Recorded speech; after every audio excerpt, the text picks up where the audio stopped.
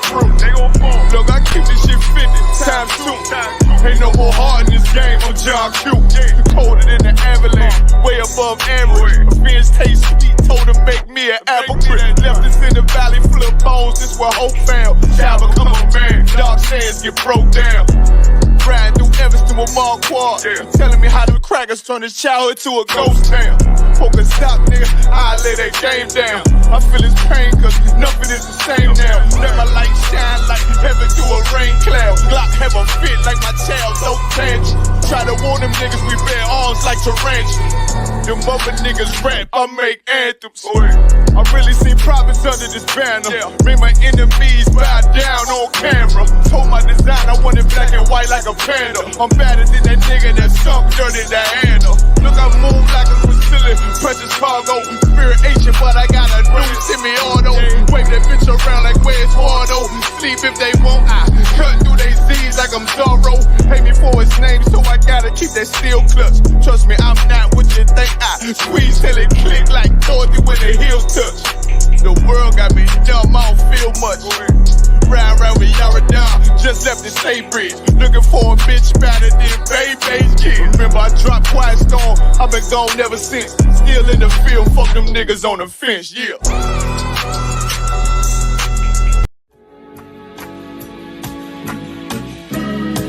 They killed, give me Isaiah 14 and 21. They did the same thing to my people. So you said that they put millions of my houses.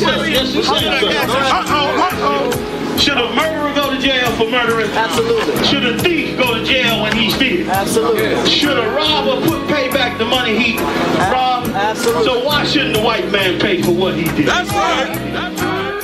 One day you'll see just how it feels.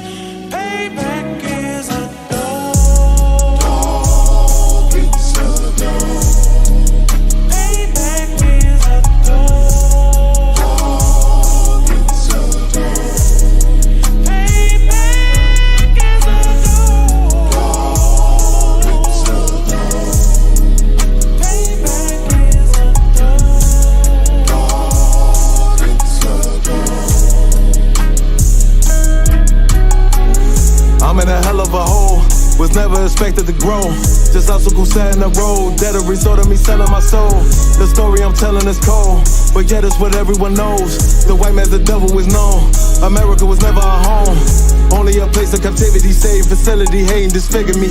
They claim that I'm lazy, be killing me. Maybe this slavery draining my energy.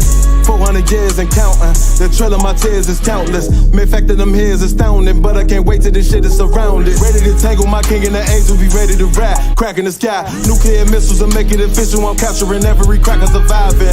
Put them all in chains where they need to be, slavery for me. And let the whole world see that with them in the cage is safer in the streets. Put the dog on a leash, get resolved for the beast. 144, get the ruler show, we could all be at peace. As soon as the trumpets are sound, your kingdom we busting it down. The only way justice is found, the time for your judgment is now. One day you'll see just how it feels. Payback is a dog. It's a dog. Payback is a dog. It's a dog. Payback is a dog. It's a dog. Payback is a dog.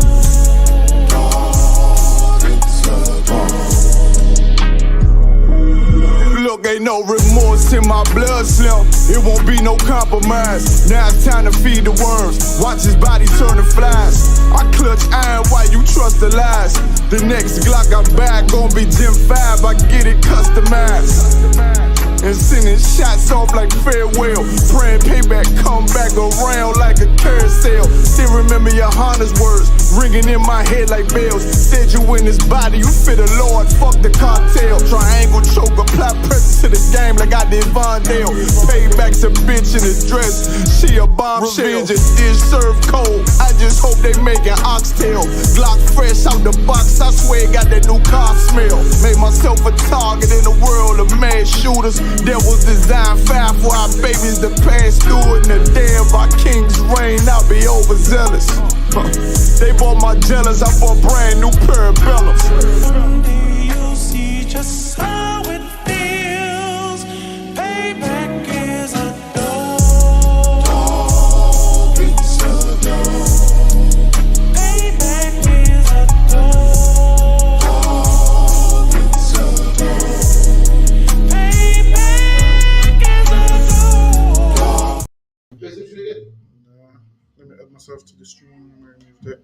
Shalom, Israel.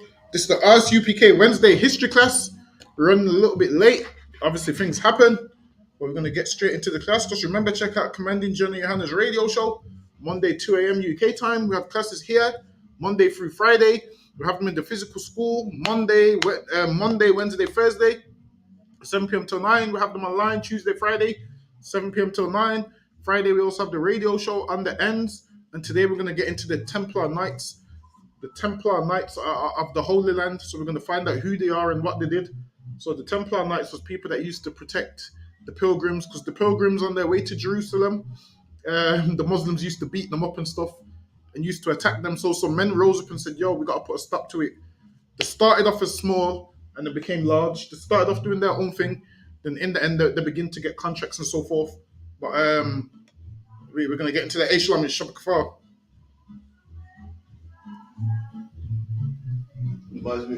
Benjamin, your mic's muted. So luck, yes, sir. Yahba Shimir Shabarak thought, sir. Yeah, well, yeah, no, it's like you can just turn it up from there. It's so now we're gonna go into it. So these is some of the books we reading out of. So this is the Knights, the Templars of the Holy Land. So the first book we're reading is the Knights Templar. The second one is the book of the medieval knights. The third one is the knights in medieval England, because they also had knights in England. So can you say something, Benjamin? La, sir. No, sir. So yeah, they also had knights in Germany, France. I believe the German knights was called the Teutonic Knights or whatever. So over time, each knight went their own way, and then there was given different names. So now we're gonna get where the original knights came from, where they got the why they got the uniform, and all of those kind of things. So we're gonna go into all of that. So these are the books we're reading from. So the knights in medieval England, and then we're gonna go into the history of the Knights Templar. So we're gonna go into it. So now this is the first slide. So I could get that one for me, Benjamin, if you could. Sure. Canada one count, sir. The Order of Poor Knights of the Temple of Solomon, more commonly known. So now it says the Order of the Poor Knights of the Temple of Solomon. So that's why they're called the Templar Knights, meaning they say they're protecting the Temple of Solomon. Now, obviously, we know the Temple of Solomon was destroyed, but they're protecting of the place where it used to be, according to them. Because why this place became a place of where people go to see relics and so forth. So, Lucky, go ahead. More commonly known as the Order of the Temple or the Knights Templar. Tell him I say it to his Ruby. Just message me. Tell him I say it to his Ruby. So, Lucky, go ahead. More commonly known as the Order of the Temple or the Knights Templar. So now there's known as the Order of the Temple or the Knights Templar. So now when you see Templar Knights, the snort means the Order of the Temple. Go ahead. Was founded by the French nobleman Hugues de Payen in around now one of the first knights was a French nobleman. So back then, who was ruling France at that time? Black people's ruling France at that time. The nobles of France at that time would have been the black families. So Lucky, go ahead. In around the year 1119 in Jerusalem, the Holy City, back in Christian hands ever since the First Crusade. Now it says the Holy City. Says the Holy City was back in Christian hands after the First Crusade. Because why? What happened at the First Crusade? The Muslims done what? Seized the land, man. So now what you would find is these Templar Knights, they ended up fighting with the Muslims, and then the Muslims ended up siding with the Turks, and then from there all the Muslim nations started siding up, and then the Christian ones, what they was doing, they was fighting amongst each other and not being able to agree and falling out so much that it was losing members daily. So Lucky, go ahead. Ever since the First Crusade 20 years previously was the main destination for pilgrims from Europe. And that's what they call them, pilgrims. A man that goes on the pilgrimage is a man that travels to go see somewhere holy. So most of these men was coming from Europe. Why? Because at this time, Europe was Christian. At this time, these places was Christian. Why? Because what Constantine made the Roman Empire Christian. So all the countries of Europe had converted to Christianity also. Whereas before, in the early stages of the rebels, they wasn't Christians. They was classed as barbarians because they was considered barbaric and so forth. So, okay, go ahead. They came in their droves, unaware of the dangers that lay ahead. So now these is people that came to the pilgrimage. They came unaware of the dangers that lay ahead. Go ahead. The roads around Jerusalem were notorious for the bands of robbers that So now the roads around Jerusalem was notorious for the bands of robbers. And if you know anything about that time, being out at night in those kind of places is dangerous, man. This is a place when there's no cameras. Just look at the brother that was out at night traveling through the land of Benjamin, man. He was out at night, and look what nearly happened to him. And that was at a time when people was closer to righteousness than this. So now what did these people know? Once people come to do pilgrimage, we can rob them because they're not from here, and they're passing through. They don't know the side roads and the back alleys like we do. So now these people that was zealous for Christianity, they was like, no, we can't have this. Go ahead. another one cancer. Preying on the travelers to the holy places. Sometimes these robbers were Saracens. Sometimes they were lapsed crusaders. Ira said, is Constantine from Israel? Yes, Constantine was an Israelite, but what Constantine did, he moved the Roman Empire from Rome to Byzantium, and then once he moved it to Byzantium, which is where Istanbul, he moved the seat of Rome to Istanbul, and then in Byzantium, and then he called it Constantinople. So Constantinople is named after Constantine. So then the Roman Empire was split in two. You had the western side of the Roman Empire, which fell in about the 4th, 5th, or 5th century. And then before that, on the other side, you had the Eastern Roman Empire, the Byzantine Empire, which black people ruled. So black people's ruling the Byzantine Empire, and that's where Constantine's seat was in modern day Istanbul. Whereas now Istanbul is run by who? The Muslims now. Istanbul's run by the Muslims now, right? Yeah, Istanbul is run by the Muslims. Why? Because once they sacked Constantinople, I believe his name might have been Mehmed II. I believe it was Mehmed II that cannoned the hell out of the walls of Constantinople, and then sacked the city, raped all the women, killed the men, and took it over. And that was the fall of Constantinople. But eventually, we're going to do the whole breakdown on the Byzantine Empire, and the whole breakdown on the fall of Constantinople, and the rise and the fall of the Ottoman Empire. We're going to go into all of it. Lord allow. That's lucky. Go ahead, Benjamin. Another one cancer. Sometimes these robbers were Saracens. Sometimes These robbers were what? were Saracens. Now, does anyone know what a Saracen is? Someone online tell me what a Saracen is. It takes a bit of history as well. You got to know history and know the Bible to know what a Saracen is. Saracens. But for time's sake, a Saracen is a Muslim. Now, does anyone know why they call themselves the Saracens? All right, the reason why these Muslims call themselves Saracens is this: because they didn't want to be related to Hagar, the slave wife. They wanted to be related to the free woman Sarah. So that's why they call themselves Saracens, meaning the descendants of Sarah. And we know they ain't no descendants of Sarah, man. That's right. So when you speak to a Muslim, say to him, hold on, you're a Saracen. Set him up, man. Say to him, because the Muslims are Saracens, right? He's going to say yes. You just pull how Ishmael came from Hagar, man, the slave woman. So they would say that the Saracens, because they didn't want to be related. Hold on, I might be able to pull it. Let me see if I can pull it, actually. A historian called Jerome even let you know. Hold on. Saracens, let me see.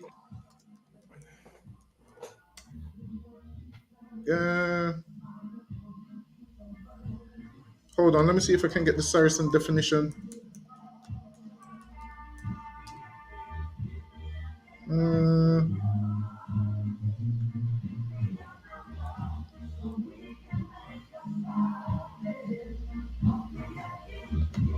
Hold on, this one don't give you it in depth, but it just gives you that it's a Muslim. So this one will just let you know. So here it will say Saracens, an Arab or Muslim, especially at the time of the Crusades. So now this is what you do when you're battling a Muslim. You just say because you are the Saracens, and then after that you just go into who Sarah gave birth to.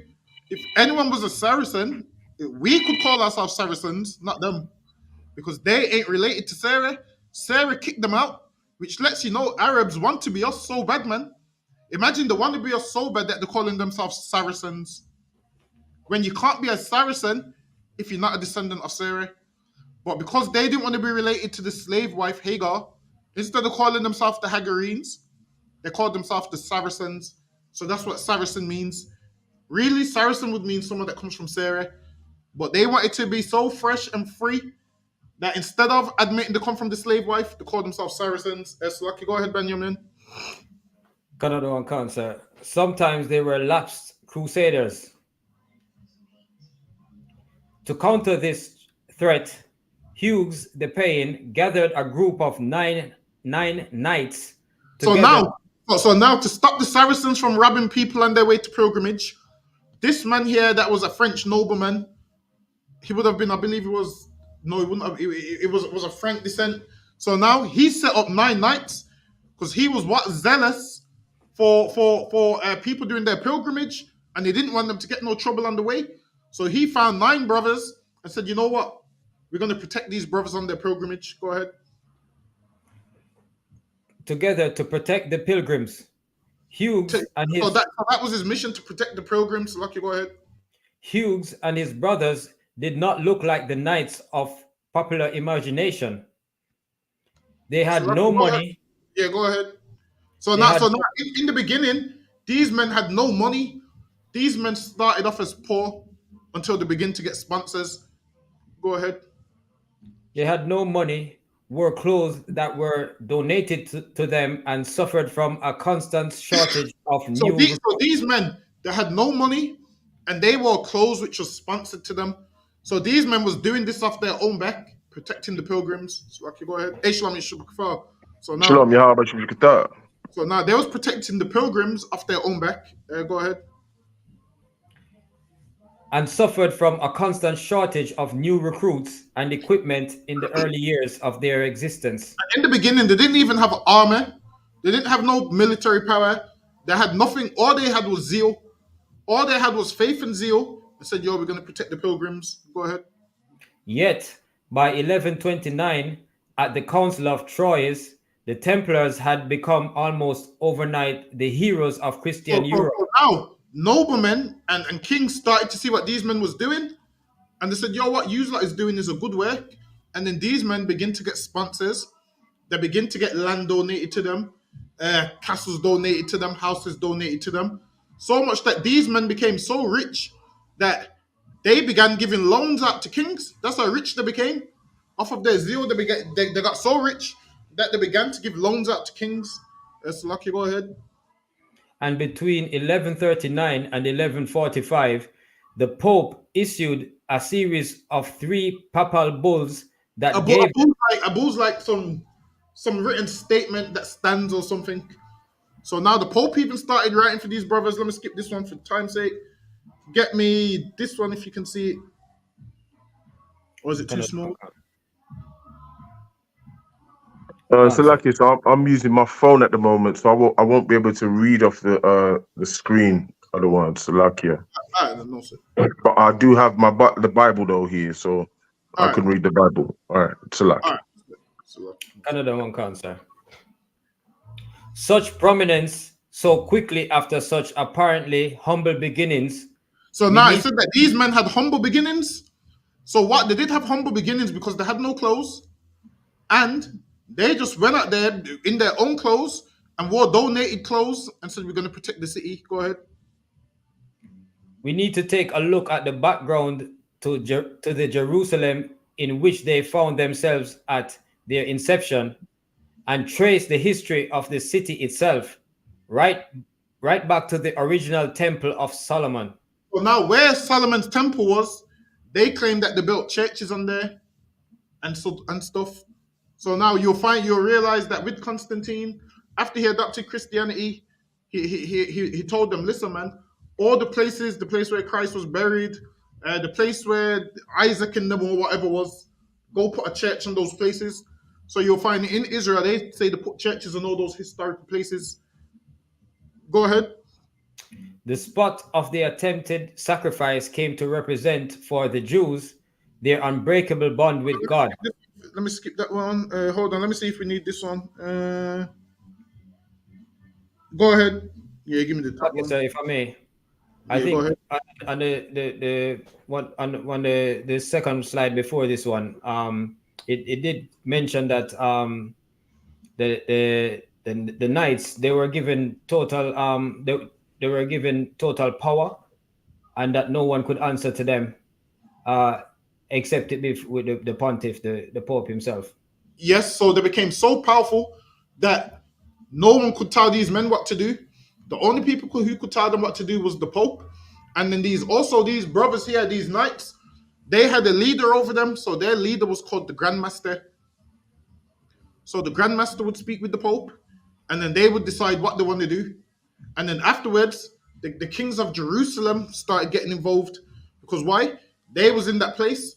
So now, if anybody knows about the Crusaders, what would happen is brothers would come from all over Europe to fight in the Crusades.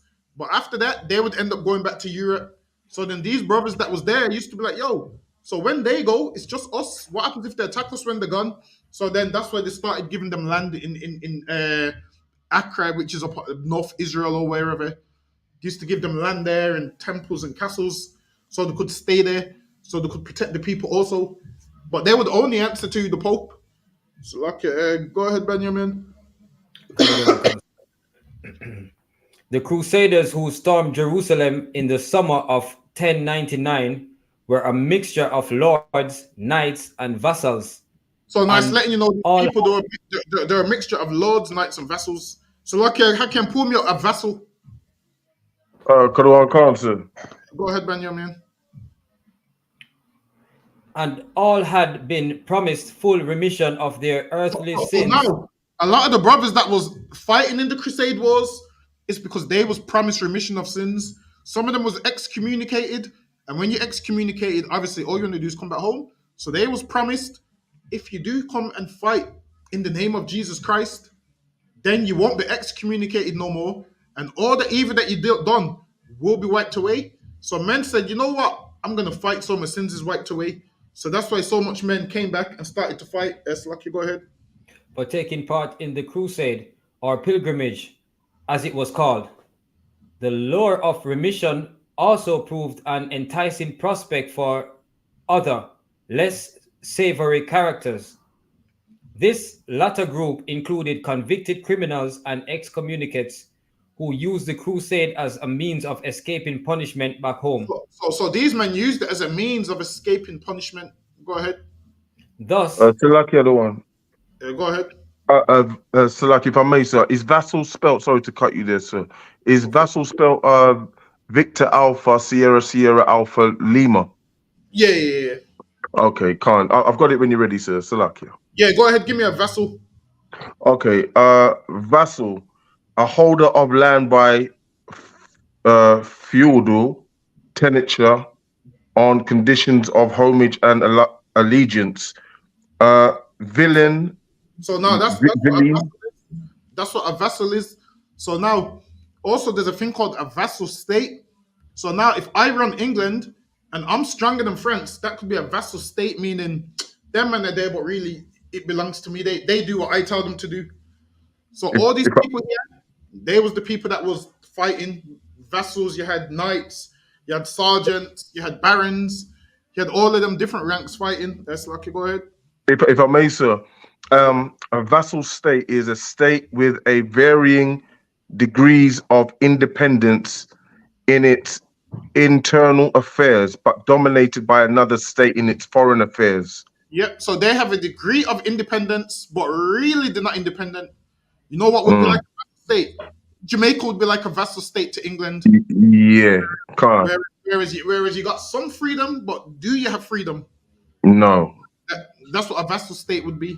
And also, Ira said, so like you say, if I may again, can you break down how Christianity went from Paul and then to the Roman Catholics if it's not? All right, so what happened with that is, at first the brothers had the truth.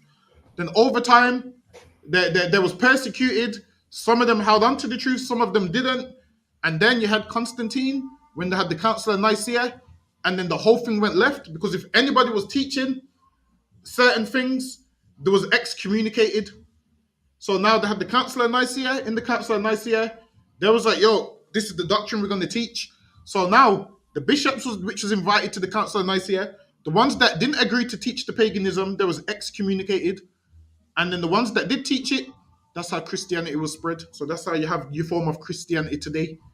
Because now the truth would have been what? Back then it would have been considered taboo, and they would have said, because they come out of paganism from the Romans, it would have been too much for them. So what did they do?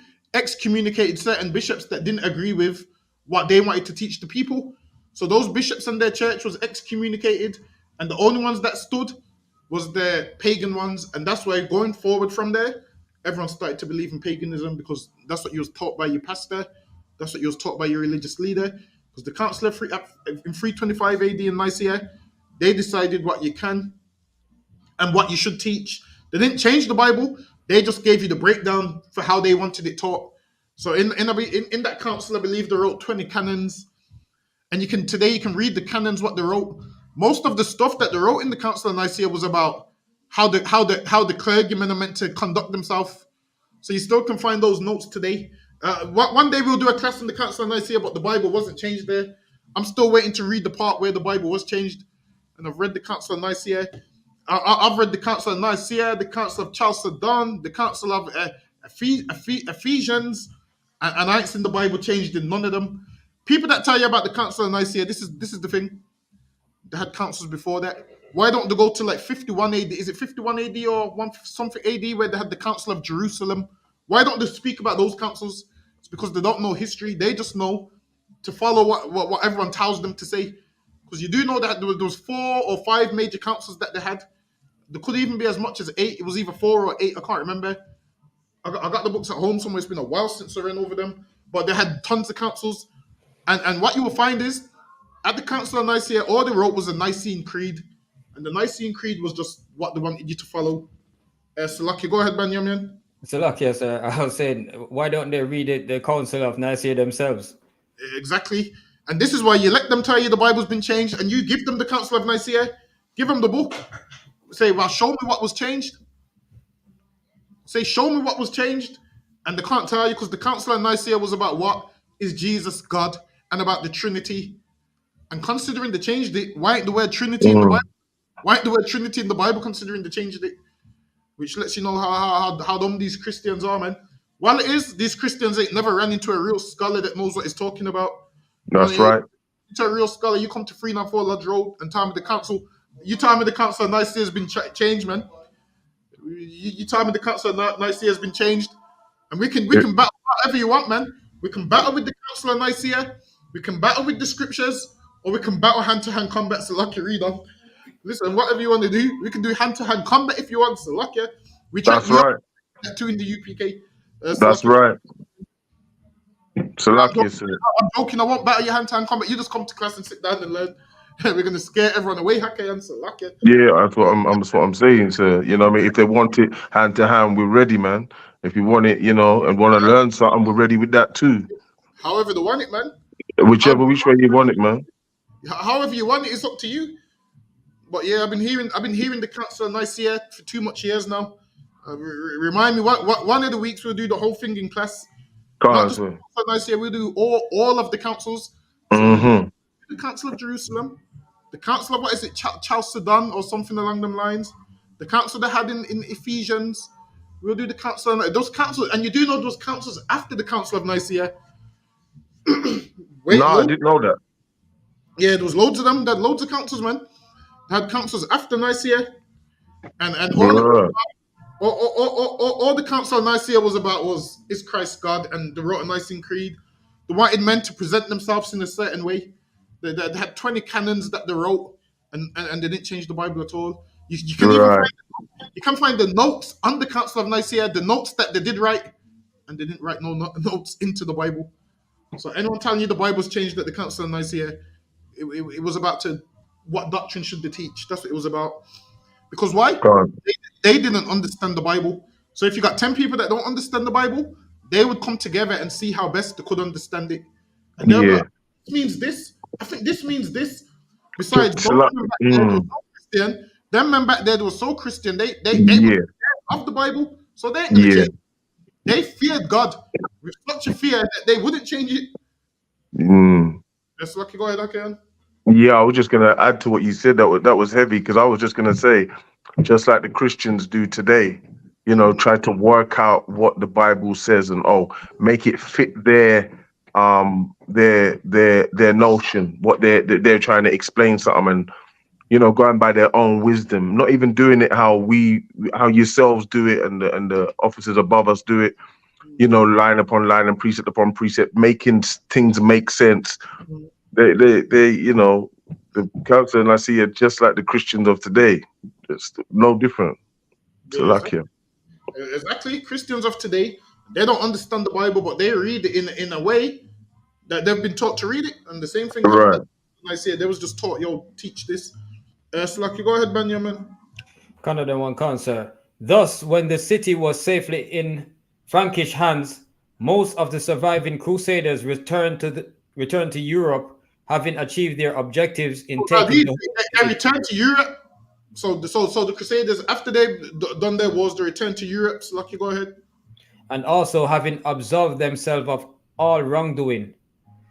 Baldwin then faced the problem of ruling a kingdom with no standing army to protect it. So now they had a kingdom with no army to protect it. Why? Because everybody had returned back to Europe. Go ahead.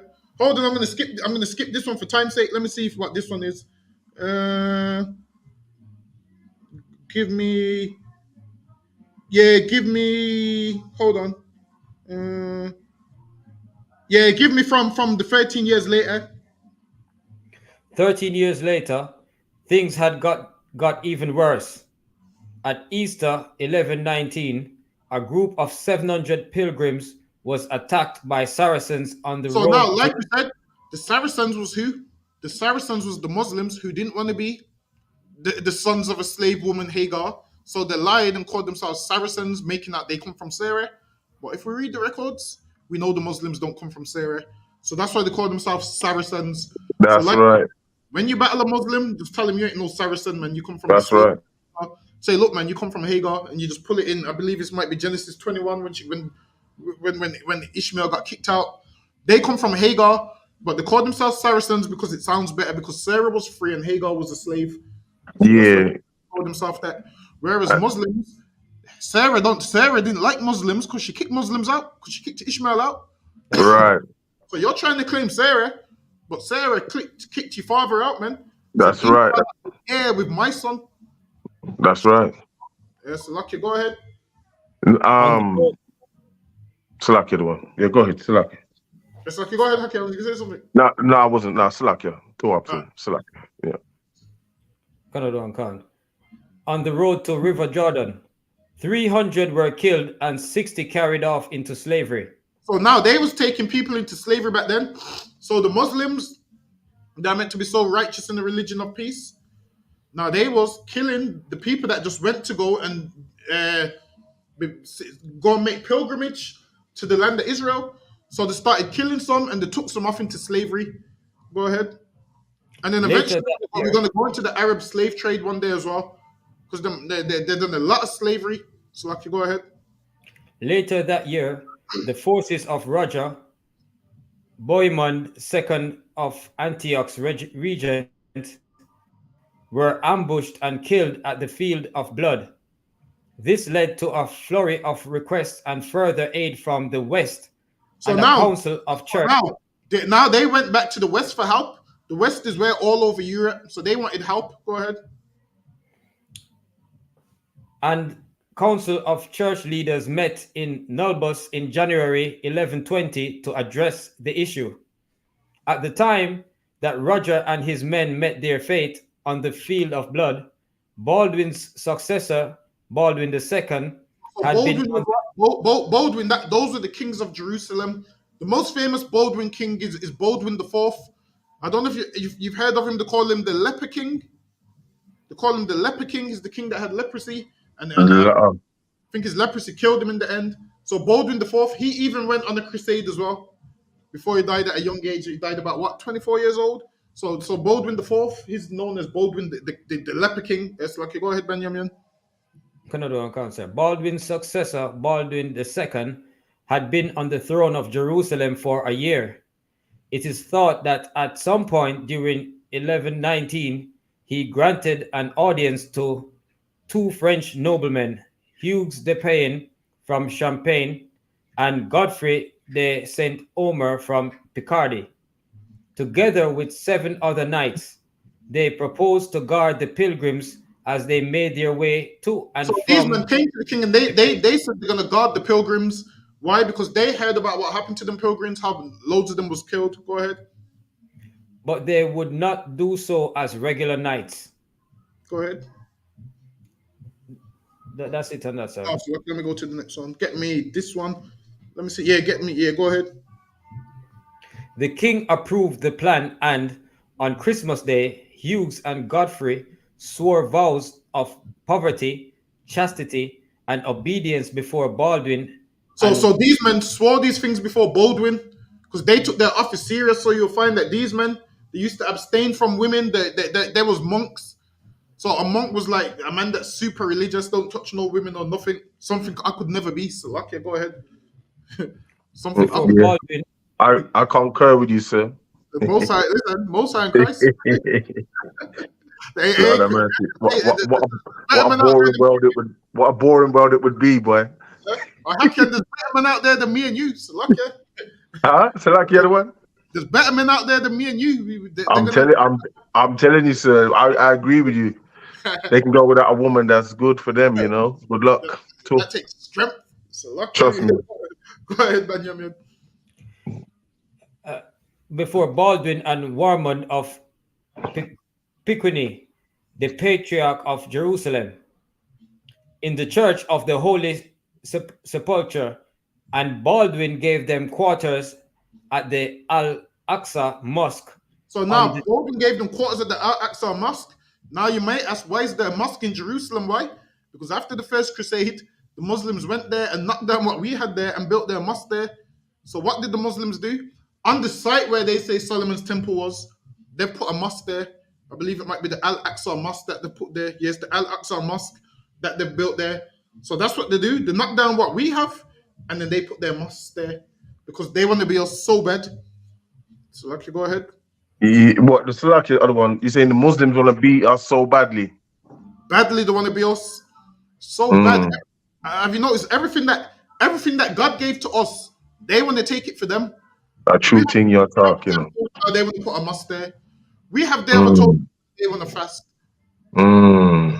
Everyone want to be like us, don't they? Everyone, even the Ashkenazi Jew, they want to be us. Everybody want to be us, man.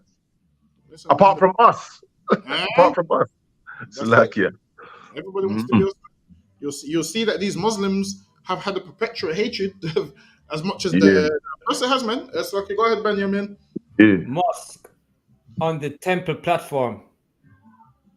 The order of poor knights of the Temple of Solomon, the order of the temple, the Knights Templar was born. So that's why they called them the Templar Knights, because of what? The Temple of Solomon. So it was these men's job to protect the temple and the people that was doing pilgrimage, meaning not just the temple, to protect them while they're going to holy places in Jerusalem. Go ahead. The Templars' first decade is their least documented. After Nablus, we can only assume that they continued to live as monks in the Temple of Solomon.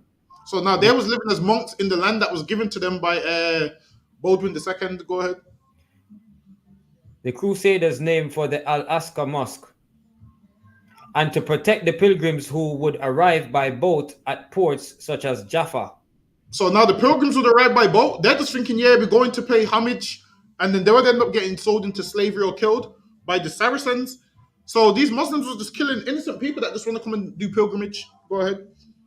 Despite their poverty and lack of decent armor and weapons, they began to attract supporters from the West. So now they didn't have no weapons or no armor, but they began to attract supporters from the West, meaning the brothers from the West said, yo, they're doing a good thing. We're Christians and they're helping us out. Let's go give them some money. Salaki, go ahead.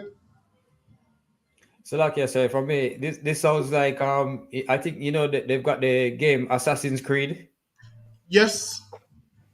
And speaking of the Assassin's Creed, in this you'll see that the assassins, they called them the Hashashin. So they called them the Hashashin, and that's where hashish comes from. So they would smoke hashish and believe they could kill everybody or whatever. So now the Hashashins also tried to kill these Christians also. So the Hashashins was a wild sect of Muslims. So later on we're going to see a little bit about the Hashashins.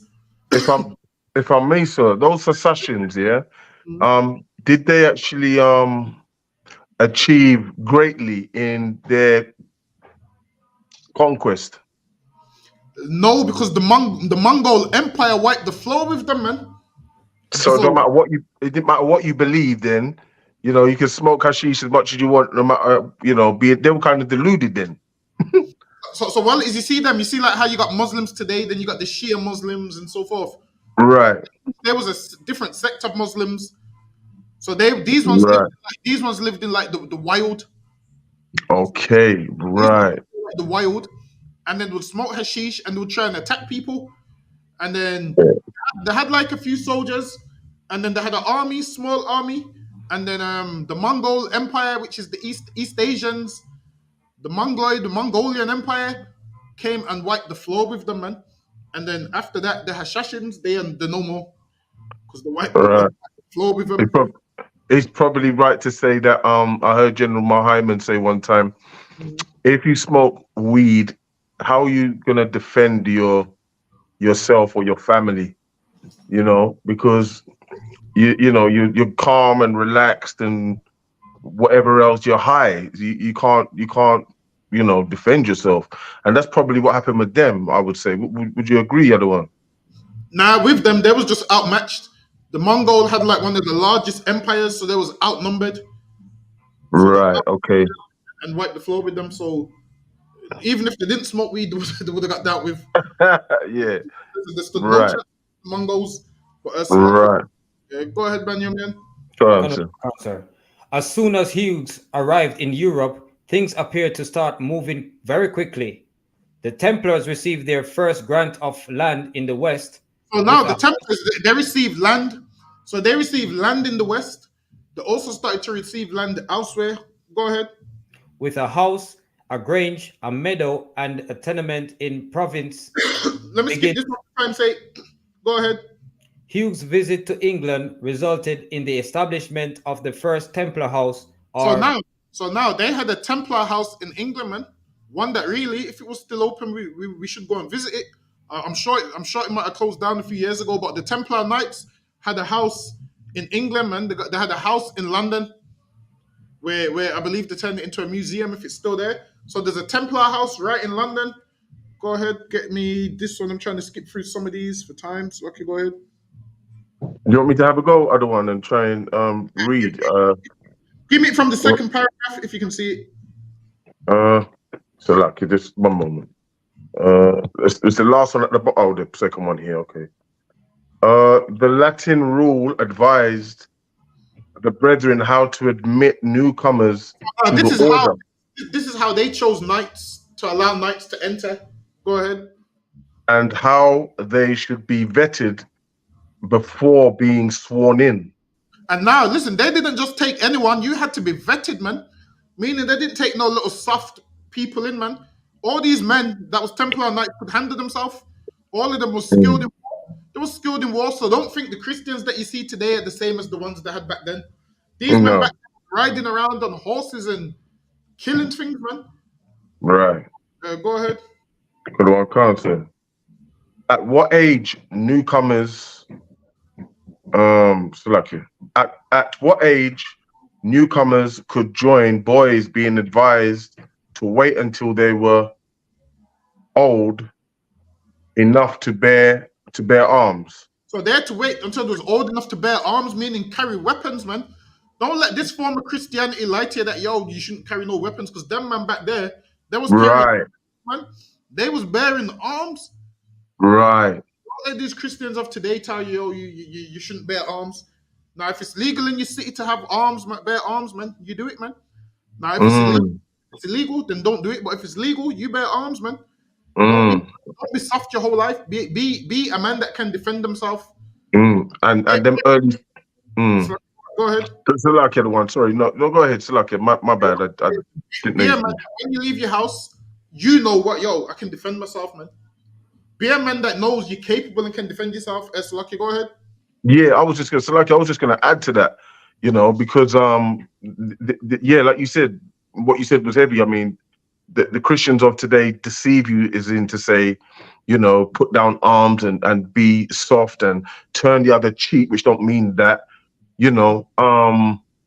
but those Templars back then, those Christians, they had to fight. They made actually bloodshed, didn't they? Actually, there was a film of the one about the Templars. I think the Kingdom. It's called The Kingdom or something. Have you ever heard of it? Yeah, something about the Kingdom with the Templars. They were a rough set of people, just as you said, sir. Yeah, the Templar Knights were doing, man. There was in the night outside, hungry, fighting, doing whatever they needed to do, man, to make sure that they survived and to make sure they could protect the pilgrims. So Lucky, go ahead. And if I may, sir, they fought. Am I right in saying this, Salakia? They fought so their people could have this life that they got today, an easy life. No, or not really. No. They just fought so pilgrims could go see Jerusalem. And Right. Okay. They just fought so they could keep the lands Christian and not have it fall to Islam. Right. Okay. It's kind of what I mean, to be honest. Yeah. It didn't work. So yeah. Right. Okay. Lucky, go ahead. To continue, how long brothers could serve, for which was usually a fixed term, before allowing them to return to secular life, so if they so wish. Meaning a non-spiritual life or non-religious life. So after they could return to a non-religious life, so it was just working out the terms. Go ahead.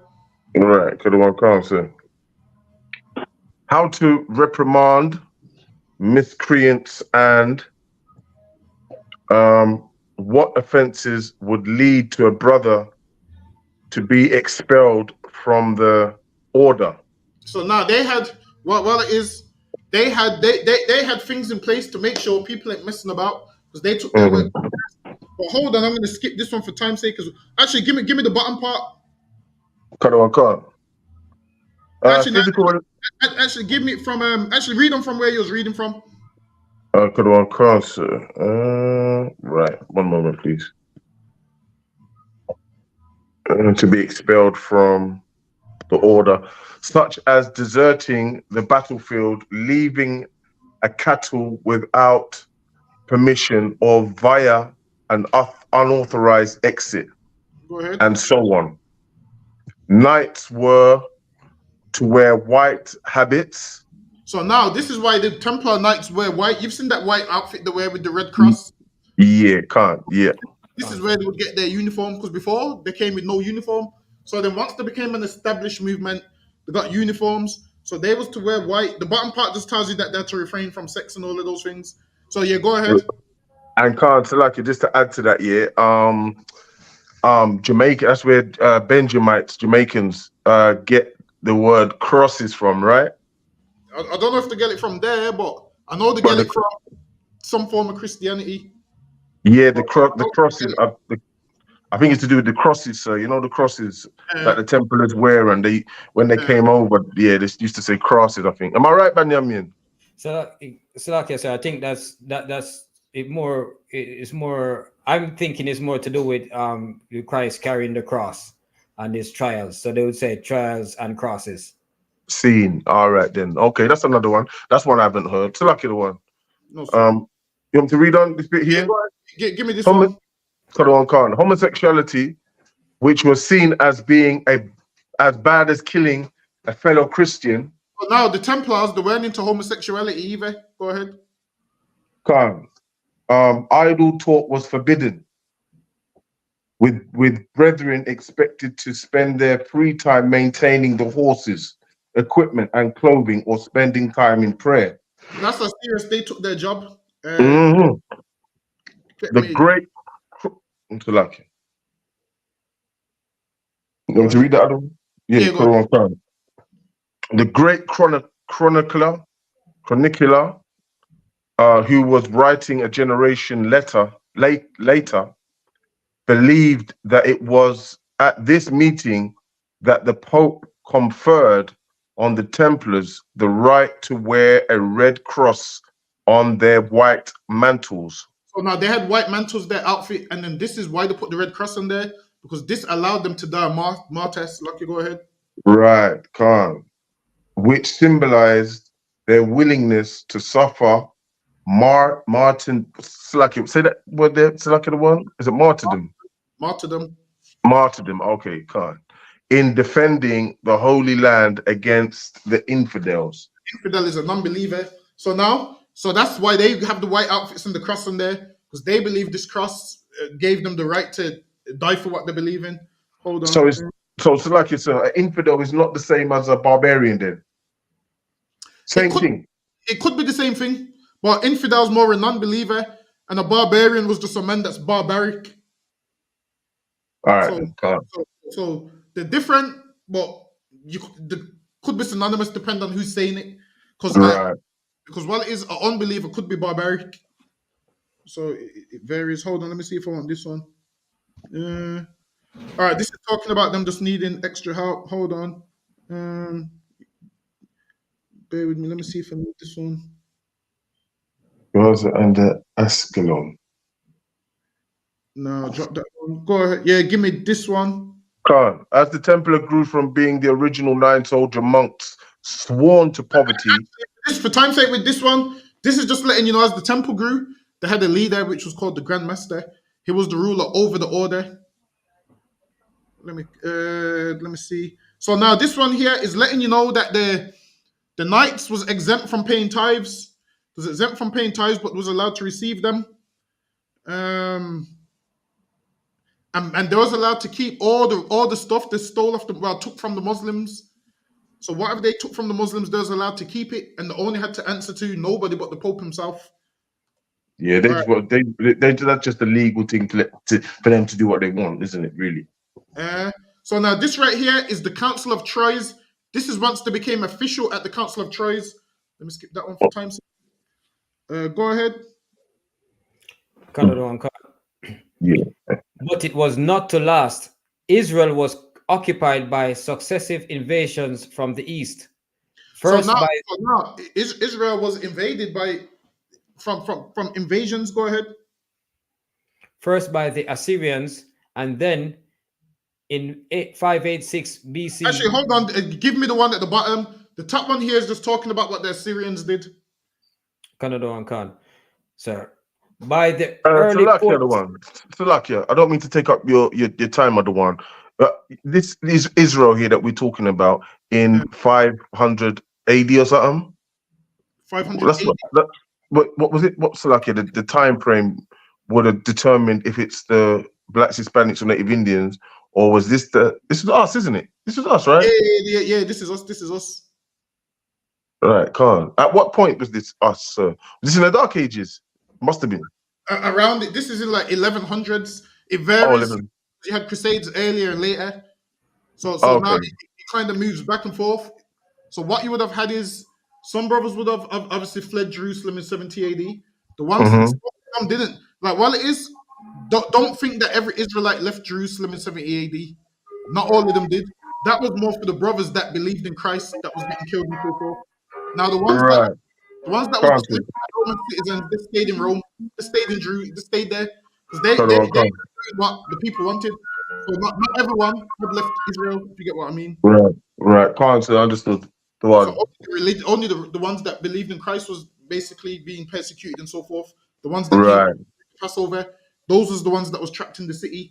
But Salakia, go ahead, Ben. Right. Okay. Can't say. Sir.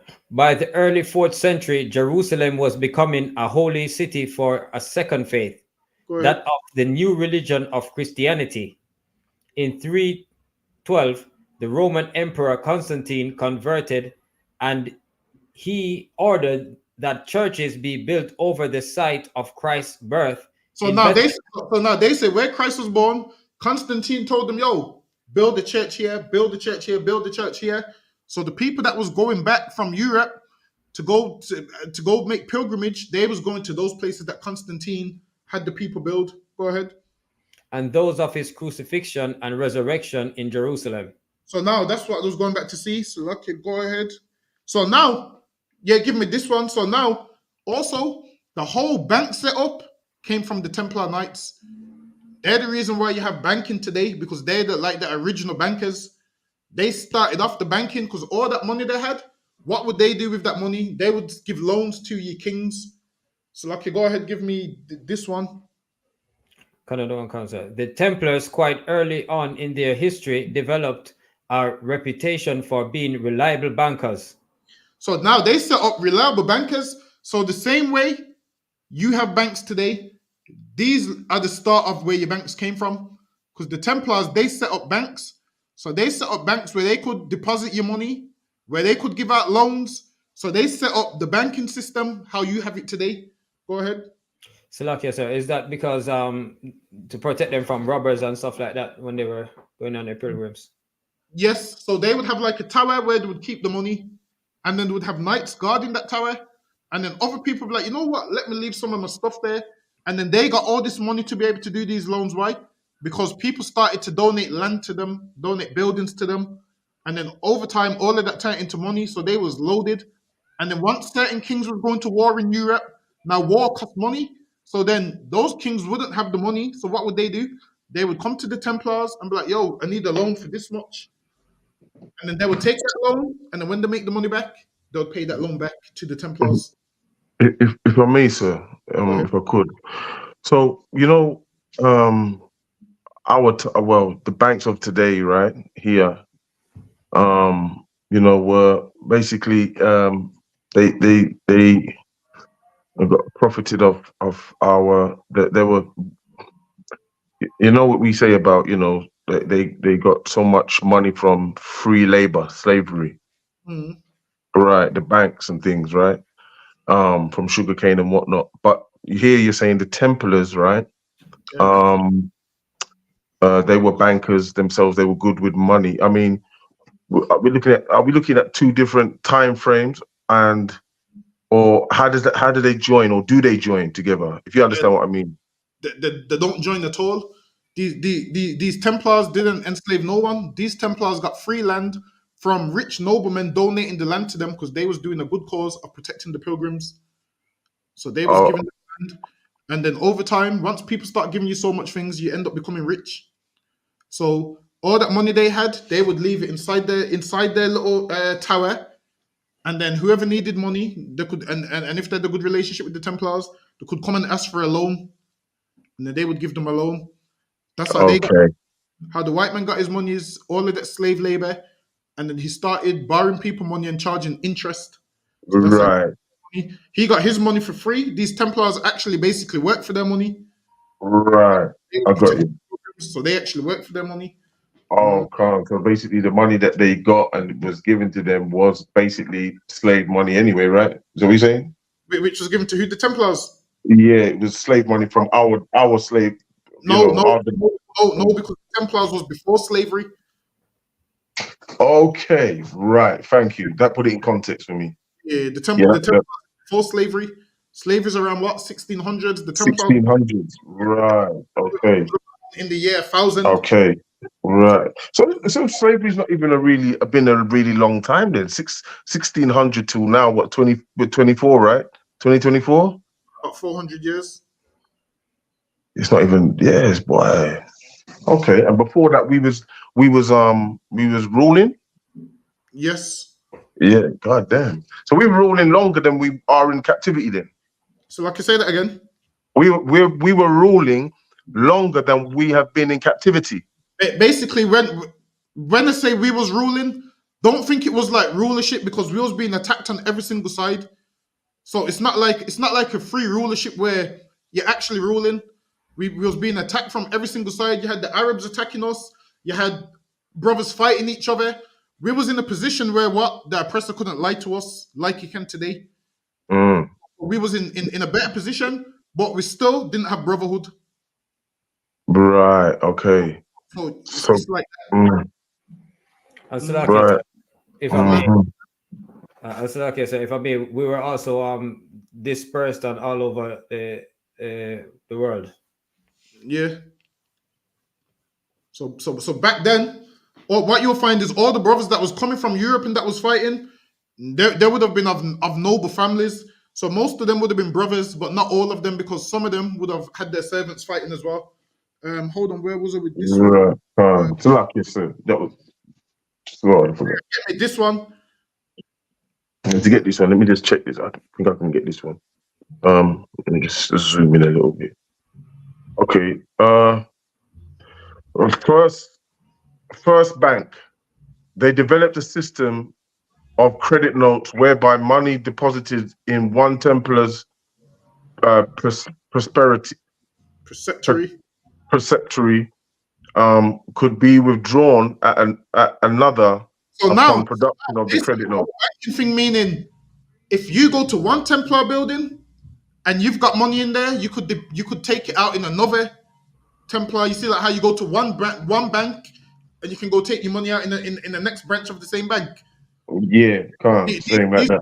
This platform way back 1,000 years ago, they had this platform. So they set up this whole platform. Hold on, let me see what I want from this side because I'm trying to skip some. So yeah, this year we'll just let you know that Louis VII took a loan from them, from the Templars. Let me. Yeah, and this is letting you know that they became so great bankers that so much that read the last line. The last line for me actually. At the bottom there. Yeah. The Paris Templar also. They also had a temple. They also had a Templar Knights temple in Paris. Go ahead. The temple, the Paris Temple also sent out statements to important clients several times a year. That's why you see, like now, how you get bank statements. They were doing bank statements thousands of years ago. The Templar Knights came up with the whole platform for the bank statements. So they were bank statements thousands of years ago. Go ahead. Detailing the movement within their account. So there was detailing the movements within their accounts. So they were sending out statements thousands of years ago. Let me skip this. Go ahead. Yeah, give me from the part in 638. Canada and Cancer. In 638, Jerusalem surrendered to the Caliph Omar, and the city fell into Muslim hands. So now the city of Jerusalem has now fell into Muslim hands. Now this is the first time the Arabs started ruling Jerusalem. People always want to know how did Arabs get into Israel? This is how they got into Israel right here. So they got into Israel in 638. Now, why do you think the Arabs is all up in Jerusalem and got their mosques everywhere? Because what? They conquered it and they took it over. Go ahead. Since its founding by the Prophet Muhammad with the Hijrah of 622, when the Prophet migrated from Mecca to Medina, and thus the Muslim calendar began. Islam had spread rapidly throughout the Middle East. The Byzantines seemed powerless to stop its progress. So they couldn't stop that Muslim progress. Why? Because they went throughout the world conquering everyone. So now they came to conquer Jerusalem. So now you see like how they're fighting over the land today. They've been fighting over the land from the time of the Crusades. The Christians would fight over it saying it's our land. The Muslims would say, nah, this is promised to Muhammad. The Christians would say, nah, man, this is promised to our father Abraham. The Muslims would say, yo, we relate to Abraham. The land's given to us. And they would fight over it. Go ahead. Salakia, sir. Thus, the Muslim calendar began. Islam had spread rapidly throughout the Middle East. The Byzantines seemed powerless to stop its progress and retreated north. Jerusalem was sacred to Muslims, in particular the Temple Mount Arena. It was the site of the Prophet's ascension to heaven. And that's a lie. Muhammad didn't ascend to heaven, but go ahead. Upon his entry into Jerusalem, Omar had gone there to pray and resolved to build the Al-Aqsa Mosque on the site. So now, that's how the Al-Aqsa Mosque ended up in Jerusalem. So they would get rid of the churches that you built, and they would build a mosque there, and they built the Al-Aqsa Mosque in Jerusalem. Now they say that Al-Aqsa Mosque was built where Solomon had his temple, And this is Muslims being disrespectful once again, knocking down what we have and putting what they want there. So they would knock down what you guard as religious and put a mosque there. Go ahead.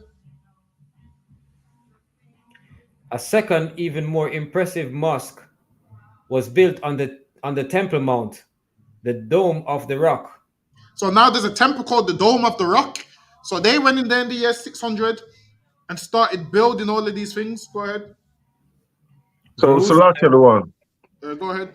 So and that's what they're doing today still, aren't they? Putting mosques everywhere. They're putting them everywhere, but here was extra disrespectful. Why? Because Jerusalem already had its religious things there. So they to put their mosque there. Have they still got it there? Have they still got it there today? Yes, I'm sure the Al-Aqsa Mosque is still there today. Yeah, I'm sure the Rock of the Dome. Yeah, it's still there. The Rock of the Dome. I'm sure they're still there today. So what are they allowing? Are Muslims allowed in there then to go and worship? Then are they allowed in that country or not, or is it just there? Of course, Muslims do whatever they want over there in the Middle East. So they are in. So are they in Israel? Are you saying Israel, or the Israel that was then, or the Israel now? Because it's been broken up. So what you will have is in about 1948, they split the land. They started to put Jewish people back there, but before that, the Arabs had all of it. And then this is why they fight until this day, because the Arabs are like, yo, right, yeah. Border. So really, they're all fighting over a land that don't belong to you. Don't belong to them. So before this, the Arabs weren't even there. They came into Jerusalem around this time. And then once they ran the people out of Jerusalem, that's when they started setting up there. So because they was there all that time, this is why Arabs say, yo, but we've been in Jerusalem. Whereas before this, we know the land belonged to us. But because we disobeyed the Lord, that's why we're not there. Go ahead.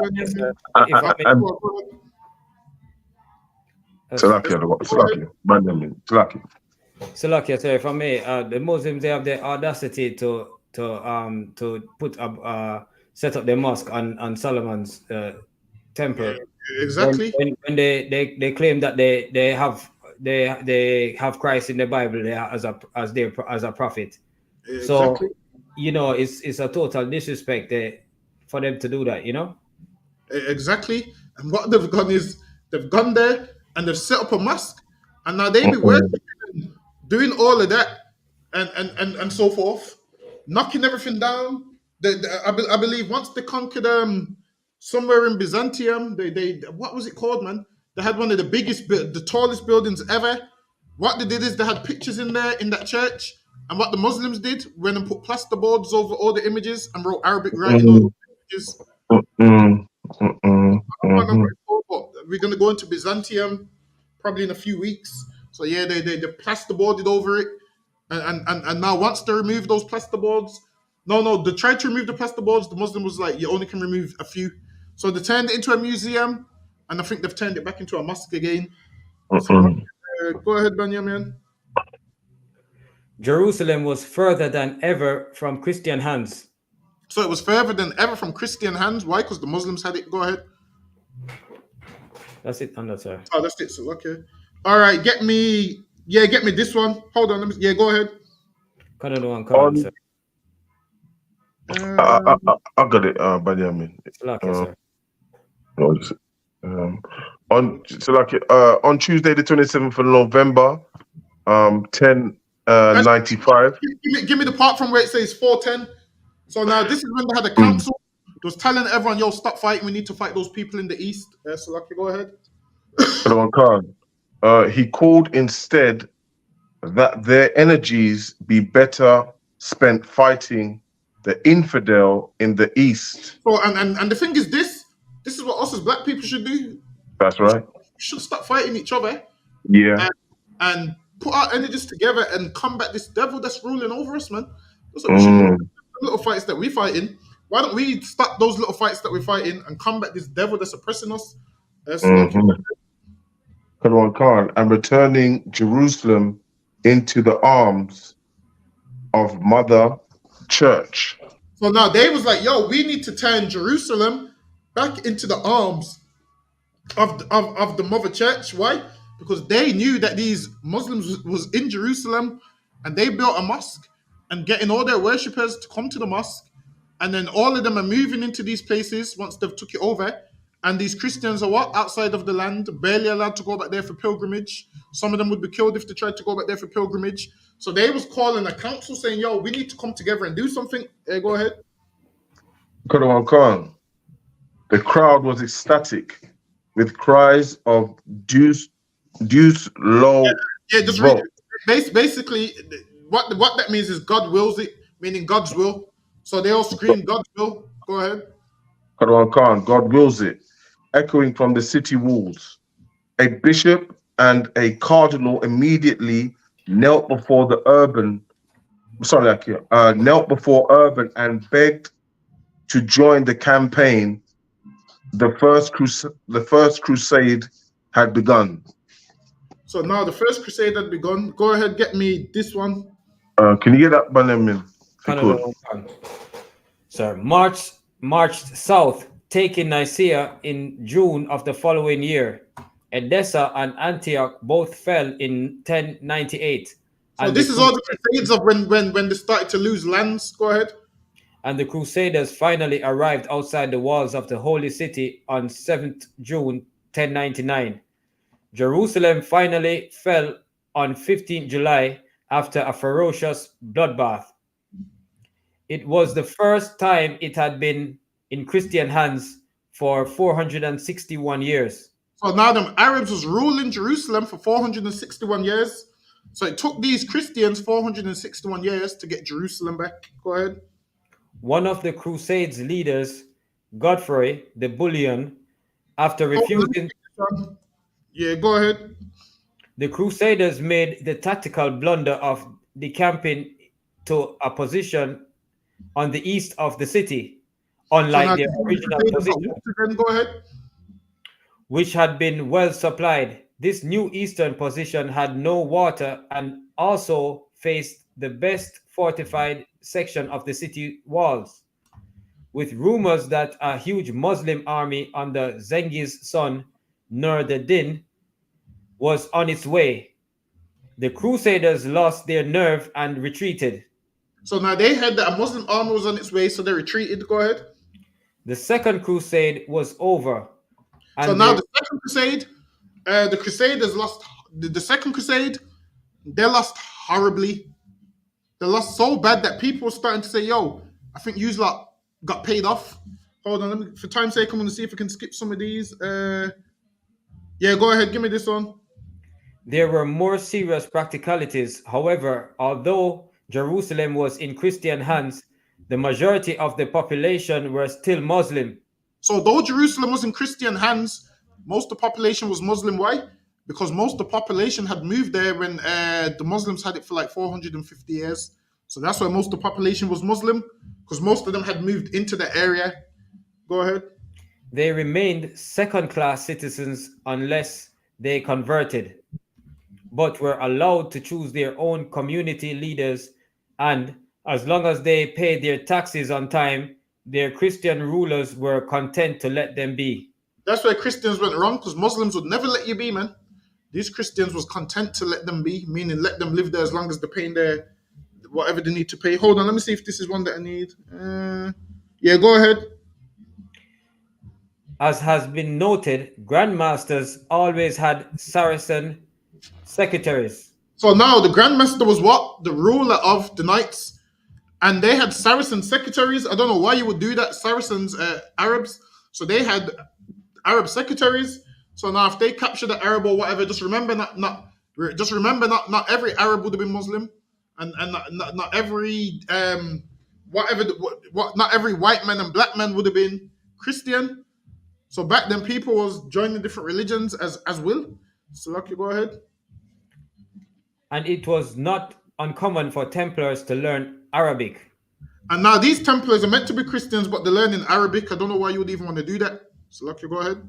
One Muslim ambassador visiting the Templars in Jerusalem was given a small chapel in which to pray. When a Frank tried to stop him, the Templars dragged the man off and let the ambassador say his prayers to Mecca in peace.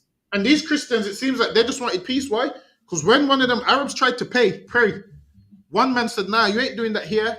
And these Templars, they let him go and pray. When I don't even know why you would do that. I'd say, no, not in this house. That's lucky. Go ahead. One group with whom the Templars had a less convivial relationship was the assassins. So they had a less less of a relationship with the assassins. So the assassins, they called the Hashashin, because why they smoke hash. And they used to be people that I'm sure used to jump off roofs and all that kind of stuff, and used to live in the wild. So they was called the Hashashin. So if you look up the Hashashin, these would be the people that was a wild sect of Arabs, and then they got wiped out by the Mongol Empire. I believe it was was it the Mongols or the it was the Mongols. Lucky, go ahead. They were a fanatical sect of the Shiite Muslims. So now there was a sect of the Shiite Muslims. So the Hashashin was a sect of the Muslims, whereas these ones was more like the crazy sect. Go ahead. So lucky, so they would be more like what you call Hamas or they Yes, that's exactly who they would be like. They'll be like Hamas and the terrorist ones, and that's who they would be like. They'll be like the ones that don't give a damn, basically. That's the ones that they would be like. Canada and Khan. Yeah, go ahead. They were a fanatical sect of the Shiite Muslims who had broken away in the late 11th century from the Fatimids. So now they broke away in the 11th century. I believe these ones went to go live in the mountains. Go ahead. The main Shiite regime, and set themselves up in Elbruz mountains in northern Persia and later in the mountains of the Lebanon. So now these ones lived in mountains. Go ahead. Their leader became known to the Franks as the Old Man of the Mountains. Go ahead. The Shiites were strongly messianic and mystical, believing in the coming of the Mahdi. So they believed in the coming of the Mahdi, whatever they believe in. So they believed in all of that stuff. So they was highly religious on whatever on the side that they believed. Go ahead. The guided one who would appear to destroy tyranny and establish paradise. They pursued their goals through an unpredictable campaign of terror in which their goals in an unpredictable campaign of terror. So these Hashashin, they would cause terror. Go ahead. In which assassin killers would murder their opponents in audacious. So they was known for murdering people. Go ahead. Murder their opponents in audacious, sometimes suicidal attacks. And suicidal attacks. So now, who does suicidal attacks? Some of these Muslims today, man. The Hashashin, these was the original suicide bombers, man. With the way they used to attack, they used to jump off roofs and do all kinds of stuff to kill. Like if you played Assassin's Creed, it's kind of like that. There's a man that's on the roof and he sneaks upon you and does all this stealth and so forth. They was living like that. So lucky, go ahead. Canada one can. Their name derives from Hashashim and their name derives from what? Hashishim. So now assassin comes from Hashashim. Go ahead. An ingester of hashish. An ingester of hashish. So that's where they get their name from. Hashish, Hashashim, assassin. So that's how the all names is linked. So they would ingest hashish, and that's how they got their name, the Hashashim. Because those are the people who what? Ingest hashish. Go ahead. The drug was said to make the taker oblivious to danger. And this made these Hashashim oblivious to danger. So you see like how I said they would jump off roofs and try and kill everybody. It made them oblivious to danger. Priest Officer has a hard SHALAM. This book that we're reading, this one is, hold on. Let me see. This one is bear with me a second.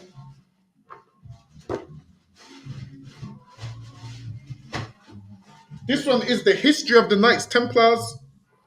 Yeah, this one is the history of the Knights Templars. So what they would do, they would take their drugs, ingest, like Officer Hazahab said, it goes hashish is weed. So what they would do, they would ingest it, and then they would believe they're immune to danger. So then they would start killing sprees once they ingest this hashish. Lucky, go ahead. Frequently, these victims were Muslims from the main rival sect of Islam, the Sunnis, or even the Shia, or even other Shiite groups. And now they would attack their own people. Go ahead. That's it on that page, sir. That's it. All right, give me the next one.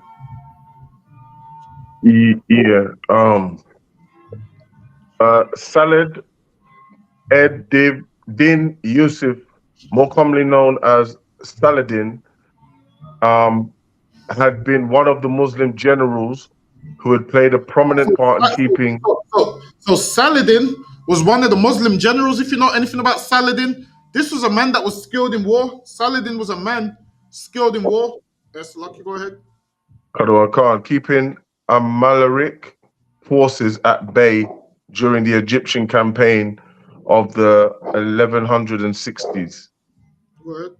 So Qadar, lucky, Officer Hazahab, that was page 59 and 60. That's lucky. Go ahead, Hakim. Qadar Khan, sir. And he was to come into his own after Nur ed-Din's death by forging alliance and creating unity between the various Muslim kingdoms So now with this the man intentions of created unity with the various Muslim kingdoms. So how do you think the Muslims and how do you think the Arabs are so tight with the Turks? The Arabs are so tight with the Egyptians because he did what? Created unions with the other Muslim countries that they had conquered previously. So that's how they all became close. So then the Crusaders was like, damn, that Muslim army there's Turks in there, there's Egyptians in there, there's Arabs in there. They was outnumbered. Why? Because he formed a union with the other conquered Muslim countries. That's lucky. Go ahead. Qadar Khan, continuing the jihad holy war against the Franks. As a young man, he had been. Salaki, who's the Franks, sir? Oh, the Franks. Basically, they called them Franks. Why? The Franks was the brothers from France, but a lot of them, a lot of them was fighting in the Crusades. So that's why they called them the Franks. Qadar Khan, Tawada. As a young man, he had been more drawn towards religion, but came to feel that only a holy war would drive out the Franks. And this Muslim man understood, yo, this is going to be a holy war. So Muslims and Christians have been fighting holy wars for years. They call it jihad. So he understood a holy war is the only way I'm going to drive them out. Go ahead. Qadar Khan. As a young man, he had been drawn towards religion, but came to feel that only a holy war would drive out the Franks, and so he became a master swordsman, like most Muslim rulers. He became a master swordsman, meaning he said, yo, the only way we're going to get them out is by war. So he learned to use the sword because he understood with war, I need to know how to fight and use weapons. He didn't go on his knees and pray all day. He said, yo, I'm going to learn to use the sword. Let me get this one. Qadar Khan, sir. Okay. I've got it, sir. Yeah, Qadar Khan. No, sir. He was highly cultured and developed a reputation for both piety and mercy towards his enemies. Go ahead. Although he had his opponents within the Islamic world. Oh, he had his own opposition. He had his own enemies in the Islamic world. Go ahead. He was respected by both Muslim and Christian alike. Go ahead. He admired the fighting prowess of the Frankish knights. So he admired the Frankish knights because he said, yo, these men are warriors, but he also was a warrior. Go ahead. However, there was one segment of the Frankish population that he felt outright hatred for, perhaps because he understood how fanatical they were in their commitment to the Christian cause. Go ahead. He detested, possibly even feared, the military orders. It was not long before the Templars engaged with the forces under Saladin's control. In 1177, Saladin launched an attack against Gaza. So now this is at the time when the Christians ruled Gaza. Saladin launched an attack on the Gaza. Go ahead. The Templars were waiting for him. However, at the last minute, Saladin changed tact and laid siege to Ascalon instead. Baldwin IV who Hold had on. no Now, Baldwin the Fourth is the Leper King. Let me skip this slide for time's sake. Start reading this one. I'll just see if this is one that I want as well. Go ahead. after committing a Salakia, sir. All right. This slide right here. This is about a man that was part of the Franks, but it was wild. So he got kidnapped by Saladin's men. And then they said the only way you get him back is if you pay a ransom. His own people didn't want to pay the ransom for him, so they didn't free him. But give me the part where it talks about territory from the Red Sea. A bit further down. Salakia, sir. In 1182, he had caused the maximum possible outrage in the Arab world when he had embarked upon a series of raids into Muslim territory from the Red Sea, attacking merchant ships and pilgrims on the way to Mecca. Well, this Frank started moving while they started attacking merchant ships and pilgrims that was going to Mecca. Go ahead. Not satisfied with this, a splinter group made for Mecca, planning to dig up the body of the Prophet. Now these men said, damn, they're going to dig up Muhammad's body. So they was going to dig up his body and wreck his grave and so forth. But obviously the Muslims intercepted them. Go ahead. Muslim forces under Saladin's brother Malik intercepted them before they reached the holy city and wasted no time in executing them. So the Muslims executed them. Get me this one. Let me see if this is the one I need. Go ahead. Raymond, who was leading the vanguard, is alleged to have said when he heard this, "Lord God, the war is over. We are dead men. The kingdom is finished." And these Crusaders said, yo, we dead men. Why? Because they seen that in them large Muslim armies. And they was like, damn, we dead men. Go ahead. The army was camped on an arid hill known as the Horns of Hattin, and they had no water. The well was dry. During the night, Saladin's men set fire to the scrub at the foot of the hill. Well, now, where these Saladin's men set fire to the hill? Go ahead. And the breeze carried it upwards, choking the Franks. At dawn on 4th July, Saladin's forces attacked. Crippled by the summer heat, thirst, and smoke, the Crusader army stood no chance. It was a disaster greater even than Cresson. So it was a disaster from the get-go. These had burnt the hill, the smoke's choking them, and then after that, the Muslims came up on them and captured them. Go ahead. Muslim custom decrees that a man who is offered food or water shall be spared. After his capture, Saladin offered a glass of water to King Guy, who gratefully accepted it. The glass was not offered to Reginald of Chilton. So you know what that means? If a Muslim doesn't offer you a glass of water, that means he's probably going to kill you. In their religion, they believe if they offer you food, they can't kill you or they're not going to kill you. Go ahead. The most hated man in the whole of the East. Instead, Reginald was offered the choice of conversion or death. And he refused to convert. Saladin wasted no more time and personally decapitated him. So they offered this man convert to Islam or die. And he said, yo, I'd rather die. So Saladin himself decapitated him. Go ahead, get me this one. Hold on, let me see how much slides I got before we need to roll. Go ahead. Hospitalier captives were given the same ultimatum. And tons of to all the other captives was given the same ultimatum: convert to Islam or die. Go ahead. Apostasy or death. Saladin's hatred of the military order was founded upon his belief that they were the most fanatical of the Frankish warriors, and the aftermath of Hattin proved him right. The Templars were so eager for martyrdom that there was almost a stampede to be the first to be These men didn't care, man. These men was like, well, damn, you're going to have to kill me. They said to them Arabs, them Muslims, damn, you're going to have to kill me because I ain't converting to that garbage religion. They said, I'd rather face death than live as a Muslim, man. So they all lined up to go get beheaded. Go ahead. All 230 Templar prisoners and those of the hospital were executed. They executed 230 Templars. So after this, the Templars lost they lost a lot of their men. So what the Templars had to do later on down the line, They started to bring in random men as knights. So then they started to bring in men that was drunk and unstable and couldn't focus and couldn't follow orders and pay attention because they had lost all their warriors. Why? Because all their warriors was beheaded because they refused to accept Islam. But Slacky, go ahead, brother. Canada cancer.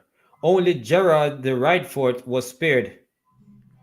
After Hattin, it was only a matter of time before Jerusalem itself was in Saladin's hand. And then the Muslims got Jerusalem back. The Muslims started to get lands back. They started to take the lands off the Crusaders. They started to take the lands off the Knights and get all these lands back. So they got Jerusalem. Go ahead. The week after Hattin, Acre fell, followed in September by is North Israel somewhere. Go ahead. Followed in September by Ascalon and Gaza. And now all these lands, they got Gaza also. Go ahead. Finally, on 2nd October 1187, Saladin entered Jerusalem. He allowed the Church of the Holy Sepulchre to remain in Christian hands. Well, now, if you want to know how the Arabs got all them lands in Israel, this is how they got them. So if you ever debate in the Arab and they say the land of Israel belongs to them, you just remember the names like Saladin and just ask them about who was in these lands before Saladin, who was in these lands before this Arab. They won't be able to answer you because this is once they took the land off the Christians. Go ahead. Canada and cancer. He allowed the Church of the Holy Sepulchre to remain in Christian hands, but the cross from the dome of the rock was taken down and dragged through the streets where it was. Now they started to humiliate the Christians. They dragged the cross off the dome. They're dragging it through the street. Go ahead.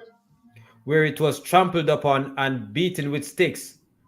Where it was trampled upon and beaten with sticks. So they started to mark and spit all on the cross and so forth. Go ahead. Although a small contingent of non-military hospitallers were allowed to remain for a limited time in the hospital, continue the work they had originally been founded for, the care of the sick pilgrims, the Templars were forced to surrender their headquarters at Al-Aqsa Mosque. So now remember when Baldwin II gave them the Al-Aqsa Mosque, the headquarters. Baldwin II gave them that land. The Templars said, yo, this is for you. And then here, Saladin made them give up the headquarters. So Saladin's made them hand it over now. Go ahead. They would never set foot there again. They would never set foot in that part of Jerusalem again, man. Hold on, let me see if we got time for this.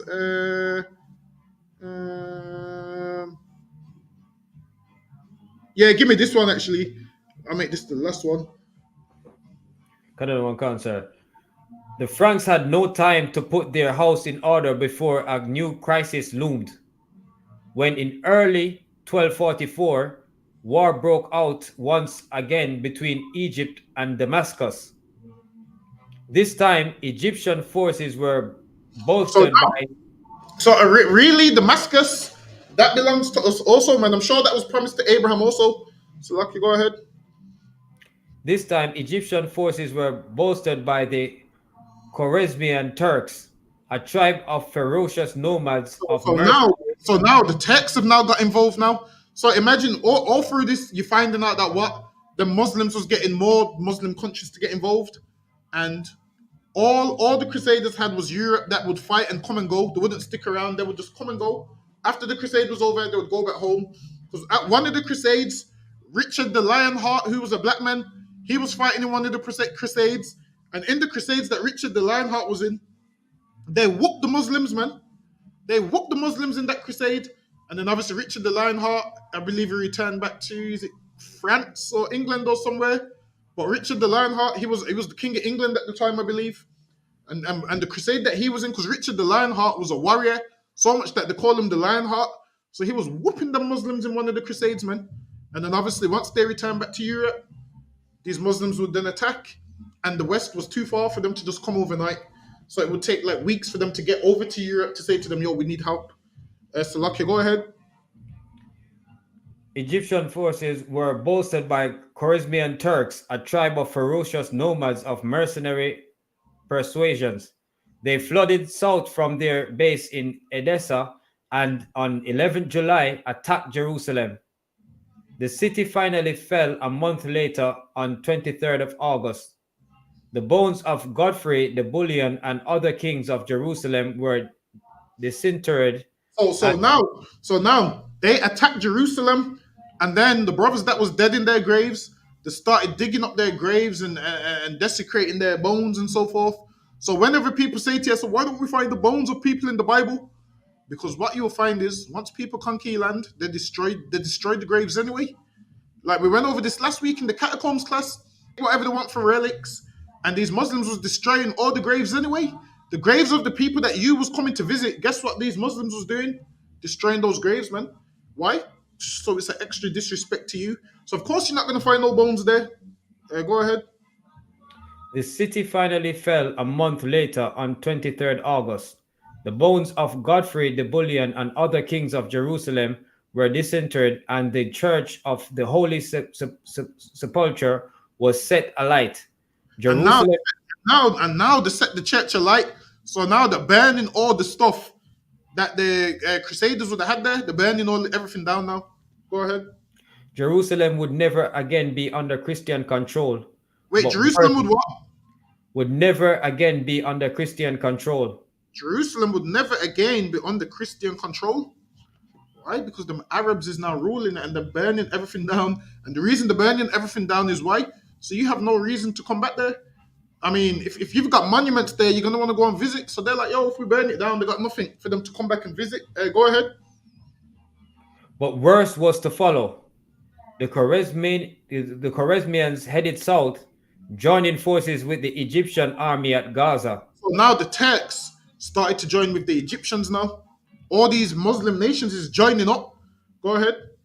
On 17 October at I.S.U.P.K, the Frankish forces attacked the combined Muslim forces. It was a disaster. They tried to attack them, but it was a disaster. Go ahead. The Damascenes deserted, and the remaining Christian forces were slaughtered. And the Christian forces were slaughtered. So the knights and them, they were slaughtered, man. Why? Because all these armies linked up and they was outnumbered. Go ahead. With at least 800 being taken prisoners and sold into slavery in Egypt. Now, a ton of these Christian knights was taken into slavery and they was sold into Egypt. It was taken and sold. It was taken and sold into Egypt like Joseph was taken and sold into Egypt. A ton of them was just taken and sold. So the Arabs took them, the Turks, Egyptians, the ones that they didn't kill, they ended up becoming slaves. Go ahead.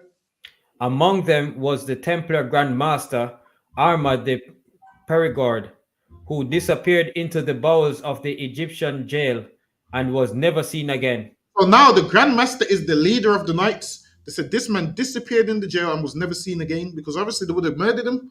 So this man, they murdered him and he was never seen again. This was the boss of the Templar Knights. Go ahead. The order was also lost somewhere between 260 and 300 knights. Only 33 Templars.